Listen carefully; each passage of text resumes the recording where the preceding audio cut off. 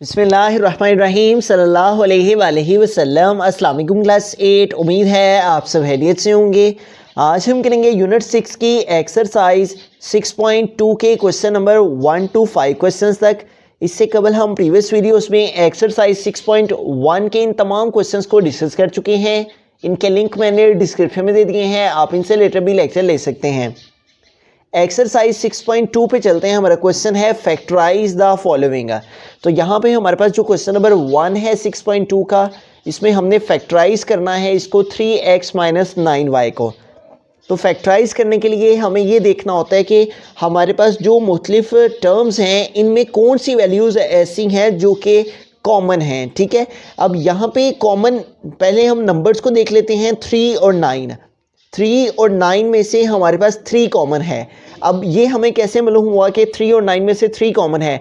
अगर तो ये दोनों टेबल हमारे जिस b नंबर के साथ डिवाइड हो सकते हैं, जैसे ये 3 है तो ये 3 पे डिवाइड हो जाता है, 3 1 टाइम 3। इसी तरह ये 9 है तो ये भी 3 पर डिवाइड हो जाता है, 3 3 टाइम 9।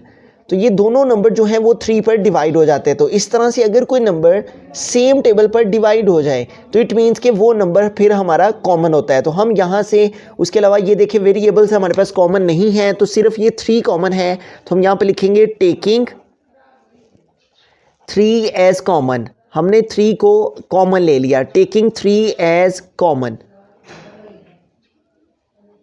तो अब हम कॉमन ले लेंगे। ठीक है, यहाँ से 3 अगर हम कॉमन लेते हैं, इन दोनों वैल्यूज से 3 और 3 हमने कॉमन लिया, यहाँ पे रिमेनिंग हमारे पास क्या आ गया, x। 3 तो कॉमन आ गया, इसलिए रिमेनिंग सिर्फ क्या रह गया है, x। ठीक है, उसके बाद है माइनस। तो 9 में से अगर 3 कॉमन लिया जाए, 9 को हमने 3 पे डिवाइड किया है। ठीक है, तो आंसर क्या है, 3। तो रिमेनिंग हमारे पास 3 रह जाएगा। ठीक है, जिस नंबर से जो कॉमन लिया जाए उसको उस पे डिवाइड किया जाए तो हमें मालूम हो जाता है कि हमें ब्रैकेट के इनर साइड में क्या लिखना है। तो 9 से 3 कॉमन लिए जाएं तो रिमेनिंग क्या रह जाता है, 3, और साथ में क्या आ जाएगा, y। तो इस तरह से 3x - 9y से 3 हमने कॉमन ले लिया, रिमेनिंग क्या रह गया, x। -9 से 3 कॉमन लिया तो रिमेनिंग 3 और साथ में क्या आ गया, y। बिस्मिल्लाहिर्रहमानिर्रहीम। क्वेश्चन नंबर 2 है xy + xz। तो इसको हमने फैक्टराइज करना है। तो इन दोनों वैल्यूज़ में से हम देखें कि कौन सी ऐसी वैल्यू है जो दोनों में मौजूद है। तो यहाँ पे देखें x दोनों टर्म्स में मौजूद है, तो हम x को कॉमन ले लेंगे। तो हम यहाँ पे लिख लेते हैं टेकिंग x एज कॉमन, कि हम जो है यहाँ से x को कॉमन के तौर पे ले रहे हैं। तो x हमने कॉमन ले लिया। अब x यहाँ से कॉमन आ गया तो रिमेनिंग क्या रह गया हमारे पास, y। ठीक है, तो y को हम यहाँ पे लिख देंगे। नेक्स्ट है साइन हमारे पास प्लस का, प्लस के साइन को यूज़ किया। देन x है तो x को तो हम कॉमन ले चुके हैं, तो रिमेनिंग हमारे पास यहाँ पे क्या रह गया, फिर z। ठीक है, तो इस तरह से हमारे पास इन दोनों टर्म्स में x कॉमन था तो यहाँ पे रिमेनिंग y रह गया, प्लस x कॉमन आ गया तो रिमेनिंग क्या रह गया, z। बिस्मिल्लाहिर्रहमानिर्रहीम। क्वेश्चन नंबर 3 है 6ab - 14ac। तो इसको हमने फैक्टराइज करना है, फैक्टर्स में चेंज करके लिखना है। ठीक है, तो इन दोनों वैल्यूज़ में देखेंगे, सबसे पहले नंबर्स में देखेंगे कि नंबर्स में कोई चीज़ कॉमन है, 6 और 14। तो 6 भी 2 के टेबल पे डिवाइड हो जाता है, 2 3 टाइम 6। ठीक है, कंप्लीटली तौर पे डिवाइड, 0 आंसर। और 14 भी 2 के टेबल से डिवाइड हो जाता है, 14 डिवाइड बाई 2, 2 7 टाइम 14। ठीक है, तो ये दोनों वैल्यूज़ जो हैं वो 2 के टेबल से डिवाइड हो जाती हैं। इसका मतलब 6 और 14 में से जो 2 है ये कॉमन आ सकता है। ठीक है, तो हम 2 कॉमन ले लिया दोनों में से। और a देखें दोनों वैल्यूज़ में मौजूद है तो हम 2a कॉमन ले लेंगे। उसके अलावा यहाँ पे b है, यहाँ पे c है, इसके अलावा कोई टर्म कॉमन नहीं आ सकती। तो अगर 6 में से 2 कॉमन लिया जाए तो रिमेनिंग क्या रह जाएगा, 3। ठीक है, जब भी आपने किसी नंबर से कोई नंबर कॉमन लेना हो तो उस नंबर को उस पर डिवाइड करते हैं और जो आंसर आए उसको हम ब्रैकेट में लिख देते हैं। ठीक है, 6 से 2 कॉमन लिया जाए तो रिमेनिंग क्या रह जाएगा, 3। ठीक है, इसको 3 को 2 से मल्टीप्लाई करें तो क्या आ जाता है, 6 है। इसमें हमने प्रोडक्ट की फॉर्म में लिखना होता है जब भी हमने फैक्टराइजेशन करना होती है। अब 6 में से 2 हमने कॉमन लिया, रिमेनिंग आ गया 3। इसके अलावा a भी हमने कॉमन ले लिया हुआ, तो रिमेनिंग क्या रह गया, सिर्फ b। तो यहाँ पे क्या आ जाएगा, b। उसके बाद ये हमारे पास सब्ट्रैक्शन का साइन है, सब्ट्रैक्शन के साइन को ही यूज़ करेंगे। देन है 14। तो 14 में से हमने 2 कॉमन लिए हैं, तो अगर 14 में से 2 कॉमन लिया जाए तो हमारे पास रिमेनिंग क्या आ जाएगा, 7। तो यहाँ पे फिर हमारे पास क्या आ जाएगा, 7। 14 में से 2 कॉमन लिया, ठीक है, किसी नंबर से जो नंबर कॉमन लिया जाता है तो रिमेनिंग हमारे पास वो नंबर रह जाता है जो उसको डिवाइड करने से आंसर आता है, ठीक है। 14 में से 2 कॉमन लें तो रिमेनिंग हमारे पास क्या आ जाएगा 7, ठीक है। और ए तो हमने कॉमन ले लिया हुआ है, इसलिए यहाँ पे रिमेनिंग सिर्फ क्या रह गया सी। तो हमने इस टर्म में क्या कॉमन लिया है, टेकिंग 2a एज कॉमन। हमने 2a क्या लिया है, कॉमन के तौर पे लिया है। हम लिख लेंगे यहाँ पे टेकिंग 2a एज कॉमन। तो इस वैल्यू में से हमने 2a कॉमन लिया, 6 में से 2 कॉमन लिया, रिमेनिंग 3a यहाँ आ गया हुआ था कॉमन में, रिमेनिंग b माइनस 14 में से 2 कॉमन लिए तो रिमेनिंग 7, a कॉमन ले लिया हुआ इसलिए रिमेनिंग साथ में क्या आ गया c। बिस्मिल्लाहिर्रहमानिर्रहीम। क्वेश्चन नंबर 4 है 3m³ np minus 6m² n। तो जब भी हमने कॉमन लेना होता है तो एक बात हमें मद्देनज़र रखना होती है कि जब भी हम कॉमन लें तो हाईएस्ट नंबर देखना है कि क्या कॉमन है, ठीक है। तो सबसे पहले नंबर्स में देखें तो 3 और 6 है। 3 के टेबल से डिवाइड हो जाता है, 3 1 टाइम 3, जबकि 6 भी 3 के टेबल में डिवाइड हो जाता है। तो हम वो नंबर कॉमन ले सकते हैं जो एक टेबल में आते हों, ठीक है।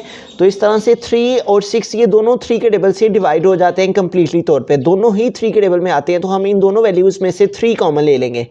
उसके बाद हमारे पास यहाँ पे है m³ और यहाँ पे है m²। तो इट मीन्स कि इन दोनों वैल्यूज़ में m² मौजूद है। m² हमारे पास इस टर्म में भी मौजूद है जबकि m² इस टर्म में भी मौजूद है। तो हम इन दोनों टर्म्स में से m² भी साथ में कॉमन लेंगे। इसके अलावा यहाँ पे भी n है और यहाँ पे भी n है, तो दोनों वैल्यूज़ में n मौजूद है, तो इसलिए हम n को भी यहाँ पे कॉमन ले लेंगे। तो इन दोनों टर्म्स में से हमने 3m³ np में से और 6m² n में से 3m² n हमने कॉमन ले लिया। अब यहाँ से जब हमने ये कॉमन ले लिया तो यहाँ पे रिमेनिंग 3 से हमने 3 कॉमन ले लिया और m³ में से m² कॉमन ले लिया।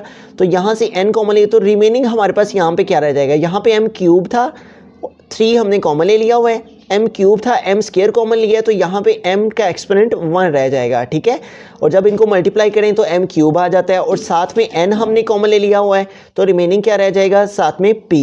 उसके बाद है माइनस, तो माइनस आ जाएगा। तो 6 में से 3 कॉमन लिए जाएं तो 6 में से 3 कॉमन लिए जाए तो रिमेनिंग क्या रह जाता है 2। तो यहाँ पे क्या आ जाएगा 2। m² हम कॉमन ले चुके हुए हैं जबकि n भी कॉमन ले चुके हैं, इसलिए यहाँ पे साथ में इसके अलावा कुछ भी नहीं आएगा। तो इस तरह से हमने इन दोनों टर्म्स में से जो कॉमन वैल्यू ली है उसको हम यहाँ पे लिख लेंगे टेकिंग 3m² n, ठीक है। हमने क्या कॉमन लिया है, 3m² n को लिया है एज कॉमन के तौर पे। तो हमने यहाँ पे स्टेटमेंट लिख ली कि हमने कॉमन लिया है 3m² n को दोनों वैल्यूज़ में से, तो हमारे पास रिमेनिंग रह जाता है mp-2। बिस्मिल्लाहिर्रहमानिर्रहीम। क्वेश्चन नंबर 5 है 30x³ माइनस 45xy। तो इन दोनों वैल्यूज़ में हमने देखना है कि कौन सा हाईएस्ट नंबर जो है वो इन दोनों में कॉमन है। जब भी हमने कॉमन देखना होता है तो देखना होता है कि दोनों नंबर किस टेबल पर डिवाइड होते हैं, हाईएस्ट नंबर कौन सा है जिस पर ये दोनों डिवाइड हो जाएंगे। तो अगर हम 30 को डिवाइड करते हैं 15 पे, तो 15 का टेबल 2 टाइम रीड करें तो 15 2 टाइम क्या आ जाता है 30, ठीक है। तो इट मीन्स कि 15 के टेबल में 30 डिवाइड हो जाता है और 45 को भी अगर हम 15 के टेबल पे डिवाइड करते हैं तो 15 का टेबल अगर हम 3 टाइम रीड करें तो 3 5 टाइम 15, तो यहाँ पे 5 आ जाएगा, 1 कैरी चला जाएगा, 3 1 टाइम 3 और 1 ऐड करेंगे तो 4, ठीक है। तो इट मीन्स कि 15 का टेबल 3 टाइम रीड करने से क्या आ जाता है 45। तो इस तरह से हमारे पास 30 और 45 15 के टेबल में ये हाईएस्ट नंबर है जिसमें ये दोनों नंबर जो है वो डिवाइड हो जाते हैं। इसके अलावा आगे 16 17 किसी टेबल में ये दोनों नंबर डिवाइड नहीं हो पाएंगे। तो हम 30 और 45 में से 15 जो है ये कॉमन ले लेंगे, ठीक है।